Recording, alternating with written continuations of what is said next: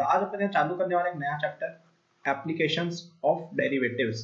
तो यार अपन ने डेरिवेटिव्स के बारे में बहुत कुछ जान लिया, लिमिट्स देखी, डिफरेंशिएबिलिटी देखी, ये वो डिफरेंशिएशन आपको बताया गया है मैथमेटिकल टूल्स वगैरह के अंदर।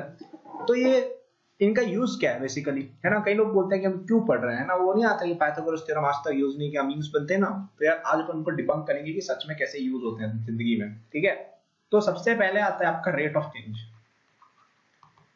ये चीज आपको हालांकि पहले से आती है, कहां से आती है, फिजिक्स में आपने कितनी बार पढ़ रखी है। तो आप किसी चीज का डेरिवेटिव निकालते हो ना, जैसे ये कोई पॉइंट है, जैसे कोई ग्राफ है y = f of x, तो आपने इस पे जैसे कोई पॉइंट x = a पे आपने निकाला f' a की वैल्यू, तो ये क्या बता रहा है कि यार यहाँ पे ये कितनी रेट से इंक्रीज हो रहा है। यही बता रहा है, आपने डिस्कस किया था थोड़ा बहुत डिफरेंशिएशन के अंदर कि differentiate derivative at a point क्या बताता है कि यार वो कितनी तेजी से इंक्रीज हो रहा है, ठीक है। तो अब यहाँ पे अपन दो चीज डिफाइन करते हैं, एक होता है एवरेज रेट ऑफ चेंज, ठीक है, एवरेज रेट ऑफ चेंज, ठीक है, over an interval x to x plus a। ये बेसिकली क्या होता है, तुम समझ ही सकते हो कि एवरेज कितना चेंज हुआ, ठीक है, बेसिकली यही होगा आपका, ठीक है। ये एवरेज रेट ऑफ चेंज की डेफिनेशन होगी, समझ में आ रहा होगा ना कि अपने पास जैसे कोई यार क्वांटिटी है वो 1 से 2 हो गई इन 1 सेकंड, तो अपन क्या बोलेंगे कि 1 मीटर पर सेकंड। जैसे 1 मीटर से 2 मीटर चला गया तो 1 मीटर पर सेकंड उसकी स्पीड हो गई या rate of change of distance हो गया, है ना, जिसको अपन वेलोसिटी बोलते हैं। तो वैसे ही एवरेज रेट ऑफ चेंज ये होती है। अब अगर अपन को इसके अंदर लिमिट लगा डालें, क्या लगा डालें, लिमिट a टेंडिंग टू 0, तो क्या हो जाएगी, ये इंस्टेंटेनियस रेट ऑफ चेंज, ठीक है। और क्वेश्चन बनेगा इस पे, तो क्वेश्चन कैसा बनेगा मैं तुम्हें बताता हूँ। Find out the rate of change, देखो ऐसा क्वेश्चन पूछेगा कि find out rate of change of area of a circle whose radius is changing at rate 3 meter per second. मतलब आपके पास एक सर्कल है, ठीक है, सर्कल का एरिया कितना होता है बताओ, पाई आर स्क्वायर होता है। इसका जो रेट ऑफ चेंज है ना, इसकी रेडियस का, ठीक है, और उस समय आपकी आर की वैल्यू लेट से 10 सेंटीमीटर है, ठीक है। तो जब आर की वैल्यू 10 सेंटीमीटर है तब बताओ, या 10 मीटर मान लो, 10 मीटर कर दो क्योंकि यहाँ पे 3 मीटर पर सेकंड है। तो जब आपके पास सर्कल की रेडियस 10 मीटर है, उस समय सर्कल की rate of change of area कितनी होगी, ये क्वेश्चन में पूछा गया है। तो सबसे पहले फॉर्मूला लिख डालो, यही क्वेश्चन आएगा मोस्टली इस टॉपिक से। तो एक हो गया a = पाई आर स्क्वायर, ठीक है। तो ये बेसिकली एरिया अपने पास आ गया, ठीक, समझ में आ रहा है इतना। तो अब अपन को फाइंड करना है rate of change of area, ठीक है, rate of change of area with time, rate of change of area with time पूछा है, विद रिस्पेक्ट टू टाइम पूछा है, ठीक है। तो डिफरेंशिएट कर डालेंगे, यही होता है rate of change of area with time, यही होता है ना, instantaneous rate of change of area with time, यही होता है, पढ़ा है अपन ने, डेफिनेशन ही यही है। इक्वल टू क्या हो जाएगा, पाई तो कांस्टेंट है, तो अपन अरे अरे अरे अरे अरे तो अपन ऐसे लिख डाले। अब ये क्या होता है बताओ, यहाँ पे चेन रूल लगाओ, चेन रूल लगाओ, तो इसको अपन ऐसे लिख सकते हैं, ठीक है, लिख सकते हैं ना ऐसे इसको, d of r square by dr into dr by dt। जिसको नहीं पता हो तो अपन ऐसे लिख सकते हैं इसको, dr dr कट जाते हैं एक तरह से, ठीक है। इसको कहा जाता है चेन रूल। ये आपको मैंने बताया था फिजिक्स के अंदर, नहीं पता है तो यार कोई बात नहीं, सुन लिया अभी अपन ने। तो अपन इसको ऐसे लिख सकते हैं यार, ये बहुत ही बेसिक चीज है, 11th क्लास की स्टार्टिंग में बच्चों को पता होती है, ठीक है। नहीं पता तो बहुत बड़ी दिक्कत है, आप जाके प्लीज रिवाइज करो पहले का, ठीक है। तो अब ये क्या होगा बताओ, इनटू इसका डेरिवेटिव कितना होता है, r स्क्वायर का 2r into dr by dt। अब r की वैल्यू कितनी दी हुई है उस समय हमें, 10 मीटर दी हुई है, तो यहाँ पे क्या आ जाएगा 20, और इधर क्या आ जाएगा dr by dt कितना देगा था 3 मीटर पर सेकंड, तो कितना हो जाएगा 65 मीटर स्क्वायर पर सेकंड आंसर हो जाएगा आपका। ये आंसर आ गया, ये लो खत्म क्वेश्चन, ठीक है। तो बेसिकली क्या था, हमें ये पूछा था rate of change of area of a circle बताओ जिसका r चेंज हो रहा है with rate, with a given rate. तो हमें कुछ भी नहीं करना है, जो क्वांटिटी पूछी है उसका फॉर्मूला लिखना है, लिख डाला, और फिर उसको डिफरेंशिएट कर डाला। Rate of change of area of circle with respect to time का मतलब क्या हो गया, dA by dt। फिर अपने कैलकुलेशन कर डाली, यहाँ पे बस चेन रूल घुसाया और आपने क्वेश्चन को सॉल्व कर डाला। तो की प्रॉब्लम सॉल्विंग इनसाइट क्या है, सबसे पहला इनसाइट यार आपके पास ये आया कि आपको फॉर्मूला अच्छे से याद होना चाहिए, फॉर्मूला लिख डालो जिस क्वांटिटी का पूछा है, फिर आपको डिफरेंशिएट करना है, ठीक है, विद रिस्पेक्ट टू क्वांटिटी, जैसे यहाँ पे टाइम है, रेडियस है, जैसा भी है, with respect to the asked quantity. जैसे रेट ऑफ, यहाँ पे विद रिस्पेक्ट टू टाइम का मैंने लिखा नहीं, लेकिन आप समझ जाओ क्योंकि यहाँ मीटर पर सेकंड की बात हो रही है ना यहाँ पे, तो इसकी भी अपन मीटर पर सेकंड में ही, मीटर स्क्वायर पर सेकंड में ही बात कर रहे थे, ठीक है, विद रिस्पेक्ट टू टाइम जैसे यहाँ पे। और फिर आपको क्या करना है, चेन रूल या जो भी रूल ऑफ डिफरेंशिएशन है वो लगा के आंसर निकाल डालना है, ठीक है। निकाल लिया आंसर, समझ में आया ये चीज की नहीं आई, ठीक है ना। तो चलो यार अपन आगे बढ़ते हैं, ये तो अपना हो गया। ठीक है।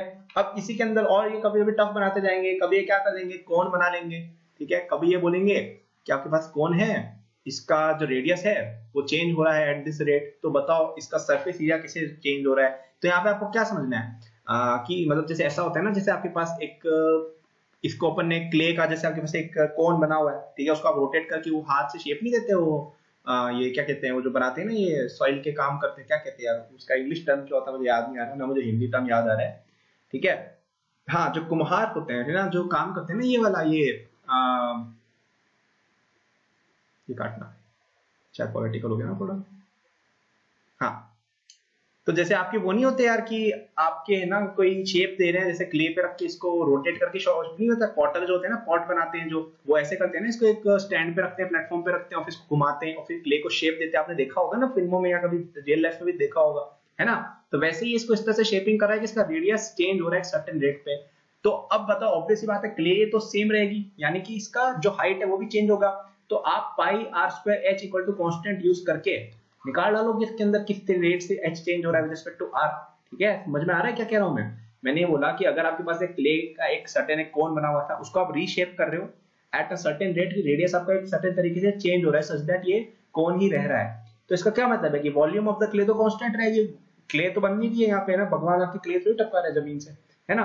तो pi r square h equal to constant हो जाएगा, इससे हमें एच की चेंज मिल जाएगी विद रिस्पेक्ट टू आर कितनी है, ठीक है। और उसके बाद आप लगा दो फॉर्मूला सरफेस एरिया ऑफ ये वाला कोन वाला और आपका आंसर आ जाएगा, ठीक है, 2 पाई आर एल प्लस ये पाई आर स्क्वायर वाला। तो ये अपन ने फर्स्ट चीज समझ ली कि रेट ऑफ चेंज के क्वेश्चन कैसे करता है। ये कॉन्सेप्ट बेसिकली क्या है, कुछ भी नहीं है, डिफरेंशिएशन करना है आपको, ठीक है। Differentiation is basically rate of change.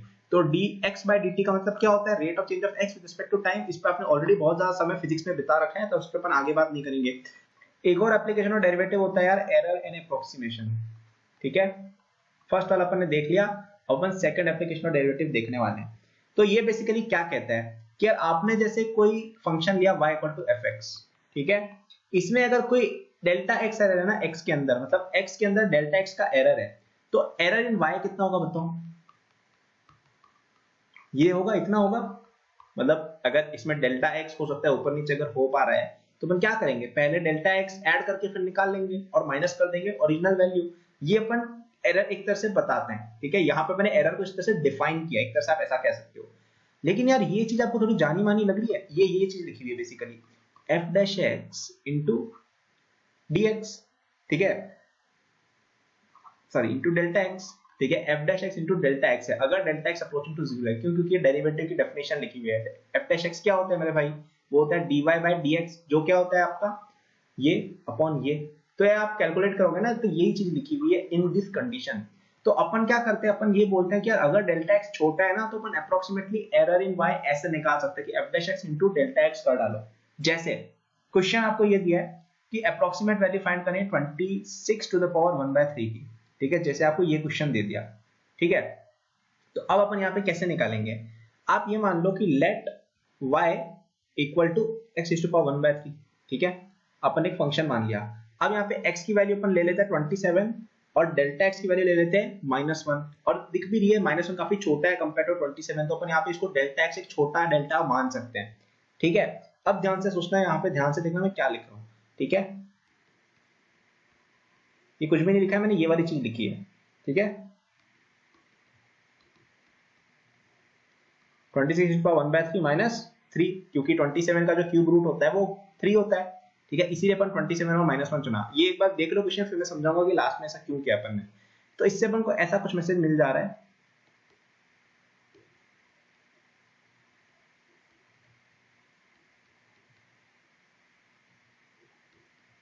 ठीक है। ये दिख रहा है क्या किया है यहाँ पे अपन ने यहाँ पे बेसिकली ये चीज लिखी है कि आपने डेल्टा y निकाल लिया और डेल्टा y को इक्वेट कर दिया f dash x into delta x से, ठीक है। तो अब f dy बाय dx आप निकाल लो कितना है 27 पे, ठीक है, 27 पे आप निकाल लो कितना है आपका वैल्यू। तो ये क्या हो जाएगा 3 प्लस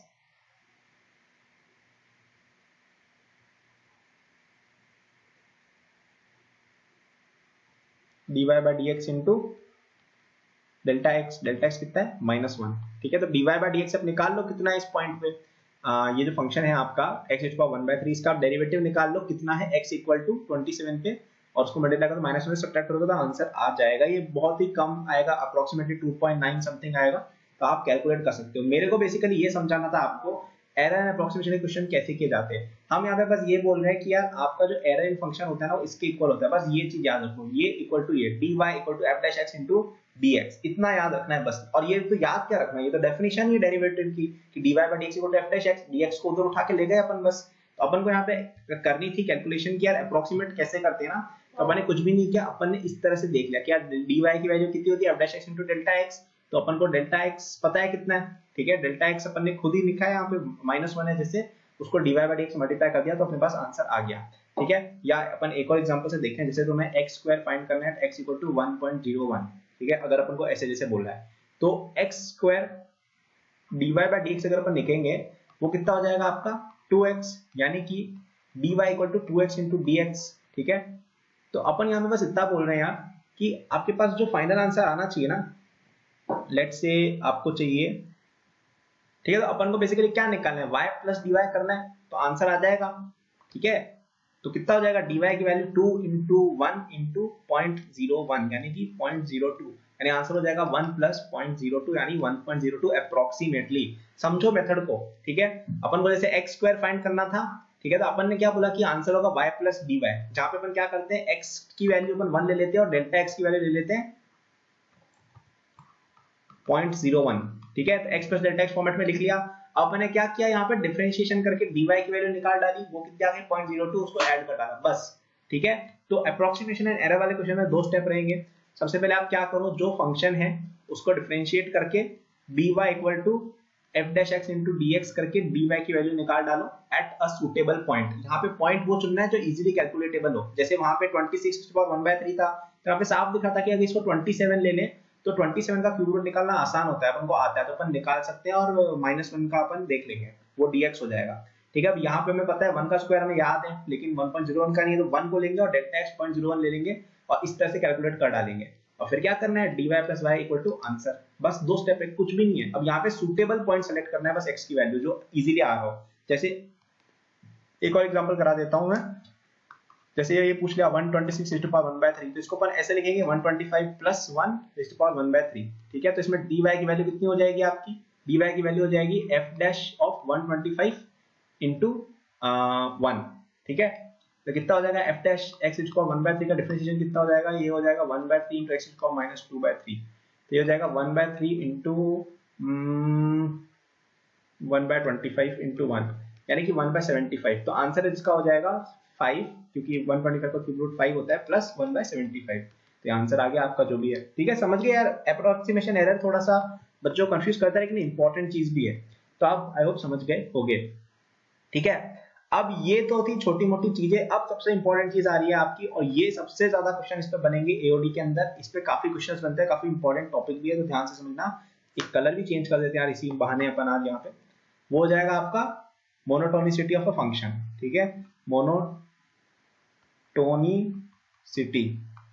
ठीक है, मोनोटोनिसिटी ऑफ अ फंक्शन। तो अगर आपके पास एक फंक्शन है, ठीक है, अब यहाँ पे बहुत सारी डेफिनेशन बाजी होती है, मैं पढ़ के तुम्हें बता देता हूँ, लिख लेना, बाकी समझना क्या होगा तो मैं समझा दूंगा। Let f be a real valued function having domain D and s be a subset of D. F is said to be monotonically increasing or non-decreasing or increasing function in S if for every x1, x2 belonging to the set S, x1 is less than x2 implies f of x1 is less than equal to f of x2, ठीक है। ये हो गया monotonically increasing की definition, ठीक है, note करते जाना कोई चाहे तो, बट होता क्या है वो मैं समझाने वाला हूँ जल्दी। f is said to be monotonically decreasing or non-increasing or decreasing in S if for every x1, x2 belong to S, x1 less than x2 implies f of x1 greater than f of x2 और equal, ठीक है। अब इसका मतलब कुछ भी नहीं है, इसका मतलब ये है कि अगर तुम्हारा x की वैल्यू बढ़ रही है, ठीक है, तो तुम्हारा फंक्शन भी बढ़ना चाहिए, और x की वैल्यू घट रही है तो f of x की वैल्यू भी घटनी चाहिए। अगर ऐसा होता है ना मेरे भाई, तो कहते हैं, उसको कहते हैं हम इंक्रीजिंग फंक्शन। तो अगर जैसे आपका ग्राफ है वो अगर ऐसा जा रहा है तो ये क्या है, इंक्रीजिंग फंक्शन, ठीक है, और अगर ऐसा जा रहा है, नीचे जा रहा है, तो क्या कहेंगे हम इसको, डिक्रीजिंग फंक्शन, बस ये होता है। अब इसमें थोड़ी सी सटलनेस है, एक होता है मोनोटोनिकली इंक्रीजिंग mi, इसके अंदर अपन बोलते हैं कि if f of x1 is less than f of x2 this implies f of x1 is less than और equal to f of x two. तो अगर अपन इस फंक्शन की बात करें ना, ये भी मोनोटोनिकली इंक्रीजिंग में आएगा, ठीक है, मोनोटोनिकली इंक्रीजिंग में ये भी आएगा। और एम मोनोटोनिकली डिक्रीजिंग का मतलब क्या है, F of sorry x1 is less then x2 implies कि एफ ऑफ x1 जो है वो बड़ा या इक्वल होना चाहिए। तो ये वाला क्या हो जाएगा, मोनोटोनिकली डिक्रीजिंग, ये हो जाएगा मोनोटोनिकली इंक्रीजिंग, ये दोनों हो जाएगा, ठीक है, इक्वल भी चलता है, ठीक है। अब एक आता है strictly increasing, strictly decreasing. Strictly increasing का मतलब क्या होता है, x1 greater than x2, this implies f of x1 is strictly greater than, इसमें इक्वालिटी नहीं आ सकती। तो अगर तुम्हारा ऐसा फंक्शन है वो स्ट्रिक्टली इंक्रीजिंग नहीं है, लेकिन ऐसा फंक्शन है तो स्ट्रिक्टली इंक्रीजिंग है, ठीक है। स्ट्रिक्टली डिक्रीजिंग में क्या हो जाएगा, ये अगर है तो f of x1 is less then f of x2। समझ में आ रहा है कि नहीं आ रहा है, समझ गए ना, समझ गए कि नहीं समझे, ठीक है। तो अब यहाँ पे अपन कुछ ऑब्वियस सी बातें कर लेते हैं। अगर स्ट्रिक्टली इंक्रीजिंग है एक फंक्शन, ठीक है, इसका क्या मतलब हो जाएगा कि वो मोनोटोनिकली इंक्रीजिंग भी है या फिर नॉन डिक्रीजिंग फंक्शन है। लेकिन इसका उल्टा सही नहीं है, जैसे ये वाला एग्जांपल ले लो, ये मोनोटोनिकली इंक्रीजिंग है, बिल्कुल है, लेकिन स्ट्रिक्टली इंक्रीजिंग नहीं है, ठीक है। सेकंड पॉइंट अपन नोट करते हैं, स्ट्रिक्टली डिक्रीजिंग है यानी कि मोनोटोनिकली डिक्रीजिंग है या नॉन इंक्रीजिंग फंक्शन है, इसका उल्टा अगेन ट्रू नहीं हो सकता, ठीक है, जरूरी नहीं है।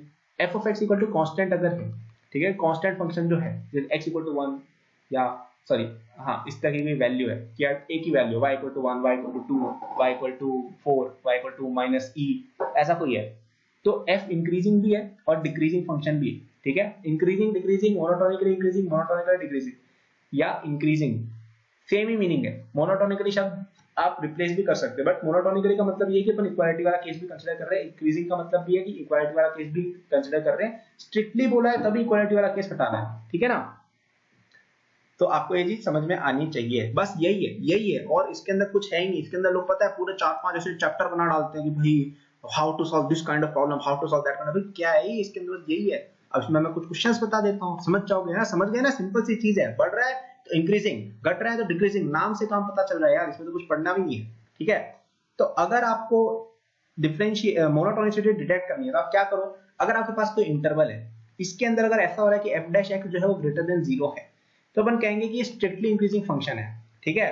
और अगर f dash x less than 0 है एक इंटरवल के अंदर, तो हम करेंगे स्ट्रिक्टली डिक्रीजिंग फंक्शन है, ठीक है। समझ गए क्या, जैसे अपन ऐसा कोई ग्राफ बनाते हैं उल्टा सीधा सा, ठीक है, यहाँ पे क्या है स्ट्रिक्टली इंक्रीजिंग, यहाँ पे क्या है मोनोटोनिकली इंक्रीजिंग, यहाँ मोनोटोनिकली डिक्रीजिंग कांस्टेंट है, यहाँ पे क्या है स्ट्रिक्टली इंक्रीजिंग और मोनोटोनिकली इंक्रीजिंग भी है, यहाँ पे स्ट्रिक्टली इंक्रीजिंग नहीं है, ठीक है।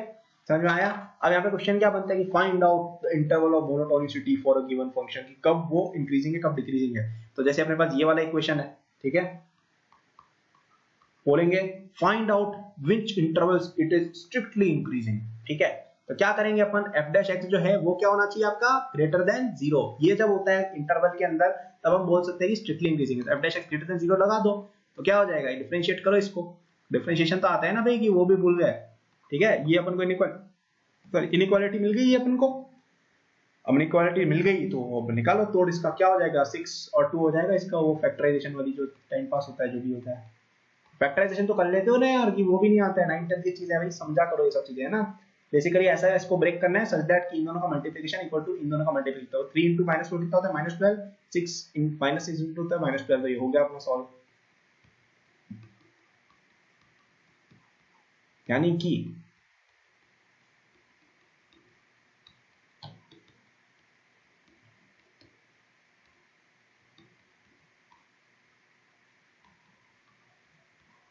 इस इंटरवल के अंदर ओपन इंटरवल है, ठीक है, इस इंटरवल के अंदर मेरे भाई क्या हो रहा है आपका स्ट्रिक्टली इंक्रीजिंग है। अब कोई बोलो मोनोटोनिकली इंक्रीजिंग के अंदर कुछ भी नहीं करना है, यहाँ पे आपको ये और लगा देना है। मोनोटोनिकली इंक्रीजिंग के अंदर क्या हो जाएगा, एंड पॉइंट्स भी आ जाएंगे तो स्क्वायर ब्रैकेट बन जाएंगे। समझ में आया।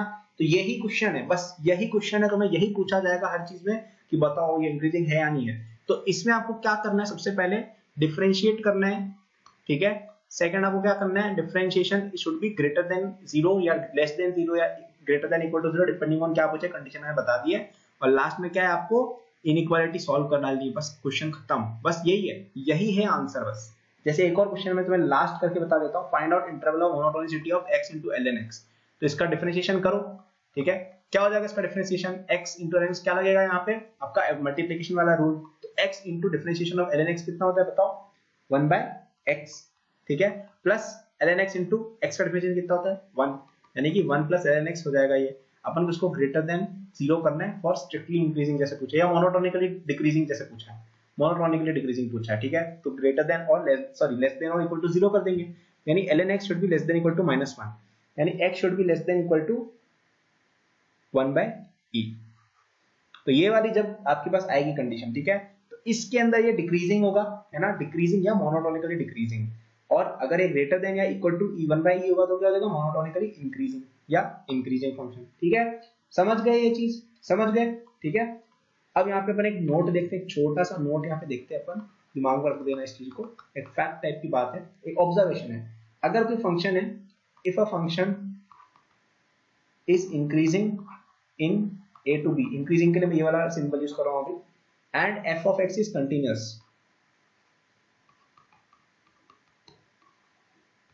Continuous, okay, in a to b closed, ठीक है। अगर ये इंक्रीजिंग है और यहाँ पे क्लोज्ड a to b में कंटिन्यूअस है, देन हम कहेंगे कि f of x is increasing on a to b close. समझ रहे हो क्या कह रहा हूं मैं, कि अगर तुम्हारा फंक्शन a से b ओपन के अंदर इंक्रीजिंग है और अगर ये a to b कंटिन्यूअस है तो अपन बोलेंगे कि यार ये इंक्रीजिंग है ऑन द एंटायर इंटरवल। तो अगर आपके पास ये है तो इसमें ऐसी क्या इंफॉर्मेशन ऐड करेगी अपने पास, ये पूरे इंटरवल के अंदर क्लोज के अंदर ये चीज सत्य हो जाए कि a और b में कंटिन्यूअस है। चीज समझ में आ रहा है, दिमाग में ध्यान से रखना है, जैसे सटल पॉइंट पे कई बार स्टेटमेंट वाले क्वेश्चन कभी कभार आ जाते हैं, कभी कभार आ जाते हैं, तो ध्यान रखिएगा। अब यार इसी के ऊपर बहुत सारे क्वेश्चन बनेंगे और मैं तुमको मेथड बता दिया कैसे करना है। पहले डिफरेंशिएट करो, फिर डिफरेंशिएट करने के बाद जो आएगा उसको ग्रेटर देन 0, लेस देन 0, बराबर, इक्वल टू 0, सब कुछ आप देख सकते हो डिपेंडिंग ऑन क्वेश्चन में क्या पूछा है, और फिर वो क्या करना है, इनइक्वालिटी सॉल्व करनी है। इस पे अपन बहुत सारे क्वेश्चन करेंगे नहीं बैठ के, ठीक है। एक होता है आपकी मोनोटोनिसिटी अबाउट अ पॉइंट, ठीक है, मोनोटोनिसिटी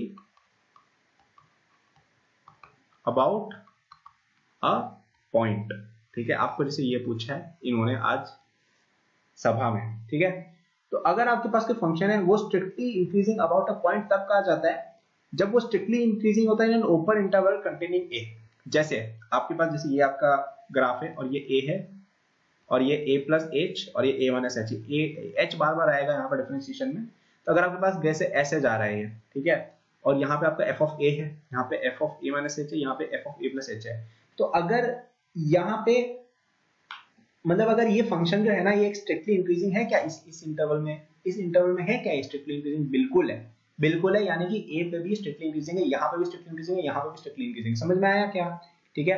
अब जैसे ऐसा होता तो फंक्शन की यहाँ पे ब्रेकिंग है और यहाँ पे चालू है, ठीक है, तो बताओ क्या होता मेरे भाई, क्या यहाँ पे आप डेरिवेटिव वगैरह की बात कर सकते हो क्या, ठीक है, क्या आप बात कर सकते हो डेरिवेटिव की, यहाँ पे अपन राइट हैंड डेरिवेटिव वगैरह की बातें शायद यहाँ पे कर सकते हैं, ठीक है, बट वो पॉइंट नहीं है, हमें यहाँ पे ये समझना है, सॉरी यहाँ पे ये ऐसे जा रहा है फंक्शन, ठीक है, वापस से बना देता हूँ, ऐसे जा रहा है एक ये और यहाँ पे ऐसे जा रहा है, ठीक है। तो इस पॉइंट पे बताओ क्या कंडीशन है, तो अपन यहाँ पे a माइनस एच लेते हैं, यहाँ पे a प्लस एच लेते हैं, क्या इस रेंज के अंदर ये फंक्शन जो है वो इंक्रीजिंग है ना, क्या स्ट्रिक्टली इंक्रीजिंग है, बिल्कुल है। अब आप बोलोगे कि अरे यहाँ पे तो f डैश x तो डिफाइंड ही नहीं है, हाँ तो भाई वो कंडीशन कोई जरूरी नहीं है। अगर आपका फंक्शन कॉन्स्टेंटली इंक्रीज हो रहा है, यहाँ पे देखो इस पॉइंट पे क्या ज्यादा है, बिल्कुल है, इस पॉइंट पे ज्यादा है, बिल्कुल है, इस पॉइंट पे ज्यादा है, बिल्कुल है, इससे ज्यादा है तो यानी है, भले ही वो कंटिन्यूअस हो कि नहीं हो, अगर ज्यादा है तो है, ठीक है। तो ये भी आपका इंक्रीजिंग फंक्शन है एट पॉइंट ए, यहाँ पे भी इंक्रीजिंग है, यहाँ पे भी इंक्रीजिंग, सब जगह इंक्रीजिंग फंक्शन है, ठीक है ना। तो चलो यार ये चीज अपनी क्लियर हो गई है ना।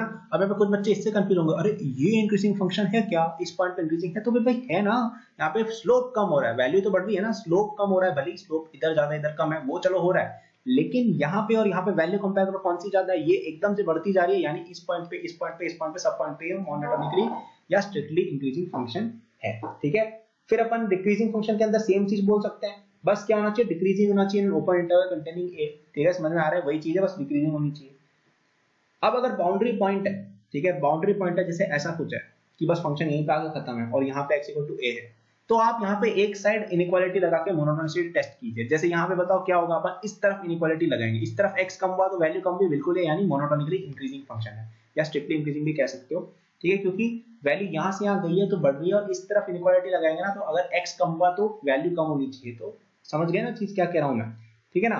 तो बस यही था, ठीक है, ये मोनोटोनिसिटी का पूरा कॉन्सेप्ट ही हो गया एक तरह से। अब इसमें पता नहीं लोग इतना कंफ्यूज होते रहते, कुछ भी नहीं करना है मेरे भाई, अगर x1 ग्रेटर देन x2 है तो मोनोटोनिसिटी का मतलब ये होगा कि अगर वो फंक्शन मोनोटोनिकली इंक्रीजिंग है यानी कि f of x1 should be greater than और equal to f of x2। बस यही है मेरे भाई, बस इसमें लोग उलझते रहते हैं, इससे ज्यादा कुछ है ही नहीं। मोनोटोनिकली इंक्रीजिंग के अंदर उल्टा कर दो, स्ट्रिक्टली डिक्रीजिंग में इक्वालिटी हटा दो, बस यही है, कुछ और है ही नहीं इसमें, लोग उलझते रहते हैं फालतू में। ठीक है, अब बस इसमें पहले कुछ और नए नए तरीके देख लिए कि f dash x निकाल के आप देख सकते हो कंटीन्यूअस और डिफरेंशिएबल फंक्शन है। अगर नहीं है तो मैंने बता दिया मोनोटोनिसिटी अबाउट अ पॉइंट कैसे देखी जाती है, वो भी आप समझ गए होंगे। ठीक है ना, अब अपन नेक्स्ट आगे चलते हैं। ठीक है, तो अपन को अगर टेस्ट करना है कि यार एक पॉइंट है, अगर एक पॉइंट है उस पे यार फंक्शन इंक्रीजिंग है या नहीं है तो कैसे करेंगे। तो अगर अपन मान लेते हैं टेस्ट, ठीक है, टेस्ट है ये कि हाउ टू टेस्ट इंक्रीजिंग और decreasing function about a point. तो सबसे पहले अपन ये मानते हैं कि let f of x be differentiable. अपन एक डिफरेंशिएशन फंक्शन को ही ले रहे हैं, अभी डिफरेंशिएबल फंक्शन को ही कंसीडर कर रहे हैं यहाँ पे। ठीक है, अब यहाँ पे कर दो आप इसको सेलेक्ट ब्लू कलर को। ठीक है ना, फर्स्ट आपका ये है if f dash a greater than 0 है, इसका मतलब है कि इंक्रीजिंग फंक्शन है वो। ठीक है, एट पॉइंट a। अगर लेस देन 0 यानी कि डिक्रीजिंग फंक्शन है एट पॉइंट a। ठीक है, और अगर f dash x equal to 0 है अगर उस पॉइंट पे, तो अपन को अब कुछ और करना पड़ेगा। अपन को इसके लेफ्ट हैंड नेबरहुड और right hand neighbourhood of f dash x को देखना पड़ेगा। ठीक है, अगर f dash x 0 है तो हमें f dash x के राइट और लेफ्ट नेबरहुड को देखना पड़ेगा। ठीक है, क्या है वो कंडीशन, देखो सब कंडीशन है इसके अंदर। अगर f dash x is positive on both the sides, ठीक है, positive on both the left and right neighbourhood, तो अपन कहेंगे कि इंक्रीजिंग फंक्शन है। अगर ये दोनों साइड नेगेटिव है, ठीक है, तो हम कहेंगे डिक्रीजिंग फंक्शन है। अगर अपन ये देखेंगे कि यार ये जो है इसका साइन एक तरफ पॉजिटिव है, एक तरफ नेगेटिव है, एक तरफ नेगेटिव है, एक तरफ पॉजिटिव, तो हम बोलेंगे कि ये नॉन मोनोटोनिक है, नॉन मोनोटोनिक है। ठीक है, मोनोटोनिक है एट पॉइंट ए। तो क्या हुआ, देखो कुछ भी नहीं करना, जैसे तुम्हें ये फंक्शन दे रखा, यहाँ पे पॉइंट है, यहाँ पे डिफरेंशिएशन निकालो, इसका डिफरेंट डेरिवेटिव निकालो। अगर वो पॉजिटिव है, यहाँ पे पॉजिटिव है, बिल्कुल है, इंक्रीजिंग है। यहाँ पे देखो क्या है, डेरिवेटिव नेगेटिव है यानी कि डिक्रीजिंग है। और अगर ऐसा होता कुछ कि यार यहाँ पे देखो जैसे ये वाला पॉइंट है, यहाँ पे क्या है, 0 है, डेरिवेटिव 0 है, अपन देखेंगे कि इसमें f dash x दोनों साइड क्या है, इधर पॉजिटिव है इधर नेगेटिव है, यानी कि अपोजिट साइन है, यानी कि नॉन मोनेटिक है। अब जैसे ऐसा कुछ हो तो जैसे ये यहाँ पे क्या है आपका, इस पॉइंट पे आपका जो डेरिवेटिव है वो 0 है। ठीक है, इस तरह का बन सकता है ना फंक्शन, जैसे x क्यूब का जो ग्राफ होता है उस पे x इक्वल टू 0 पे डेरिवेटिव 0 देंगे, ऐसा कुछ ग्राफ होता है। ठीक है, तो यहाँ पे बताओ कि f dash x इधर क्या है, पॉजिटिव है, इधर भी पॉजिटिव है, यानी कि दोनों साइड पॉजिटिव है, यानी ये क्या है, मोनोटोनिकली इंक्रीजिंग या इंक्रीजिंग फंक्शन है। ठीक है, और अगर ऐसा होता तो ये माइनस एक्स क्यूब का फंक्शन आप ऐसा बना सकते हो शायद, है ना। तो यहाँ पे क्या है, नेगेटिव, यहाँ पे भी नेगेटिव और यहाँ पे 0 है, यानी कि ये वाली कंडीशन है, डिक्रीजिंग फंक्शन है। ठीक है, ये टेस्ट दिमाग में रखो, ये दिमाग में रखो प्लीज, ये दिमाग में स्लाइड अगर रह गई तो इस चैप्टर के काफी सारे क्वेश्चन तुम बना लोगे। ठीक है, पॉज करके नोट्स बनाओ, जो भी करना है करो, भी करो बस तुम, है ना। जैसे आपको क्वेश्चन दे दिया कि f of x equal to x cube minus 3x plus 2 की मोनोटोनिसिटी को एग्जामिन करो at points x equal to 0, 1 और 2 पे। ठीक है, तो हम क्या करेंगे, f डैश x निकालेंगे सबसे पहले दिमाग चढ़ा के, 3x स्क्वायर माइनस 3 यानी कि 3 ऑफ x स्क्वायर माइनस 1। ठीक है, x इक्वल टू 0 पे बताओ क्या है, x इक्वल टू 0 पे f डैश x की वैल्यू कितनी है, -1। ठीक है ना, माइनस में है यानी कि ये फंक्शन x इक्वल टू 0 पे डिक्रीजिंग फंक्शन है, x इक्वल टू 1 पे क्या है बताओ, 0 है। तो अब अपन इसके लेफ्ट एंड राइट नेबरहुड में देखेंगे। ठीक है, तो अब यहाँ पे आप देखो कि अगर आप 0 से थोड़ी सी वैल्यू बढ़ाते हो, 0 प्लस करते हो, ठीक है, सॉरी 1 से थोड़ी सी बढ़ाते हो, 1 प्लस करते हो, तो क्या हो जाएगी, ये वैल्यू पॉजिटिव हो जाएगी। 1 से थोड़ी सी घटाते हो तो क्या हो जाएगी, नेगेटिव हो जाएगी, यानी यहाँ पे नॉन मोनोटोनिक है, नॉन मोनोटोनिक है, यानी कि यहाँ पे नीदर डिक्रीजिंग भी नहीं है और इंक्रीजिंग भी नहीं है। ठीक है, क्योंकि ये ग्राफ कुछ ऐसा बन रहा होगा, समझ रहे हो, यहाँ पे इंक्रीजिंग डिक्रीजिंग कुछ भी नहीं है, 0 है, मतलब रेट ऑफ चेंज है ही नहीं। x इक्वल टू 2 पे बताओ क्या है, पॉजिटिव है, यानी कि क्या हो जाएगा, ये इंक्रीजिंग फंक्शन होगा। समझ में आया क्या, है ना, समझ में आया क्या भाई। ठीक है ना, तो चलो ये अपन ने देख लिया एक और क्वेश्चन। अब ये वाला जो मेथड था ना मेरे भाई, ये जो मैंने मेथड बताया ना, इसमें ट्विस्ट है, ये केवल तभी वैलिड है जब ये फंक्शन जो हो x इक्वल टू a पे कंटिन्यूअस हो। ठीक है, कंटिन्यूअस हो तभी लगा सकते हैं, नहीं होगा तो भाई कैसे करोगे, नहीं होगा तो तुम पता ही नहीं कर सकते ना, डेरिवेटिव नहीं निकल पाएगा। तो वहां पे कैसे करना है, ग्राफ को देखकर, जैसे मैंने आपको बताया था। ठीक है ना, तो अब यार यहाँ पे अब अपन नेक्स्ट देखेंगे maxima minima of a function. लेकिन यार अब ये वीडियो थोड़ी बड़ी हो गई तो अपन उस वाले टॉपिक को अभी के लिए स्किप करेंगे और अपन नेक्स्ट वीडियो के अंदर देखेंगे मैक्सिमा मिनिमा ये वो क्या होता है। ठीक है, तो मैंने काफी सारे एप्लीकेशन और डेरिवेटिव देखे। सबसे पहले अपन ने देखा रेट ऑफ चेंज के बारे में। रेट ऑफ चेंज के बारे में काफी सारे क्वेश्चन आपको फिजिक्स में मिलते रहते हैं। ओके, फिर अपन ने नेक्स्ट देखा एरर एंड अप्रोक्सीमेशन। उसमें भी कुछ भी नहीं करना है, डेल्टा वाई निकालते हैं by doing F dash x into delta x at a convenient x. ठीक है, बस ये करके आंसर आ जाता है। लास्ट अपन ने देखा मोनोटोनिसिटी, उसके अंदर हमने काफी सारी चीजें देखी। अपन ने मोनोटोनिसिटी की डेफिनेशन क्या होती है वो देखी, इंटरवल के अंदर एक्सप्लोर किया, कंटीन्यूअस पॉइंट पे ऊपर एक्सप्लोर किया। तो ये तीनों चीज आपको आनी चाहिए। ठीक है, बेसिक चीज है, तीनों पे क्वेश्चन भी बन जाते हैं। जेईई मेन पे इस पे काफी क्वेश्चन आते हैं और बोर्ड में भी, क्योंकि ये क्या एक अच्छा सा टॉपिक है और इससे फिजिक्स भी थोड़ी स्ट्रांग रहती है। तो ये टॉपिक आप थोड़ा प्रैक्टिस करना और ये मोनोटोनिसिटी थोड़ा इंपॉर्टेंट है। एरर वेरर तो खास नहीं आते हैं। और सबसे इंपॉर्टेंट चीज जो अपन आगे देखेंगे मैक्सिमा एंड मिनिमा। ठीक है, तो चलो यार ये लेक्चर अपन यहाँ खत्म करते हैं आज के लिए। Thank you for watching this video till the and. I am sure that you enjoyed it. यदि आप अपनी पूरी जेईई प्रिपरेशन मेरे साथ करना चाहते हैं तो आपको डिस्क्रिप्शन में मेरे जेईई के फुल कोर्स का लिंक मिल जाएगा। इस कोर्स में आपको जो यूट्यूब पे मेरे लेक्चर्स और प्रॉब्लम सॉल्विंग के वीडियोस मिलते हैं उसके कंपेयर में बहुत ज्यादा कंटेंट है एंड आपको यहाँ पे practice sheet with solution, test series with solution भी मिलती है। It's a complete solution, you can rely on it. आप यदि किसी कोचिंग जाते हैं या अगर आप सेल्फ स्टडी करते हैं, in both cases it will be very useful, so do check it out. Okay, इसके अलावा मेरे जेईई के फ्री नोट्स भी डिस्क्रिप्शन में लिंक्ड है एंड डिस्क्रिप्शन में और भी मैंने बहुत सारे रिसोर्सेज फॉर स्टूडेंट्स डाले हुए हैं, जैसे the books that I recommend, my social media and my newsletter in case you want more content और if you want to approach me with any doubts और सजेशन। नोट्स हैं NEET के students के लिए, कॉलेज स्टूडेंट्स के लिए, startup enthusiast के लिए भी, ओलंपियाड एंथुसियास्ट के लिए भी कोर्सेज हैं। तो चेक जरूर कर लीजिएगा डिस्क्रिप्शन, आपको काफी यूजफुल रिसोर्सेज वहाँ मिलेंगे। Thank for watching, like subscribe कर लीजिएगा for more such videos. Good luck.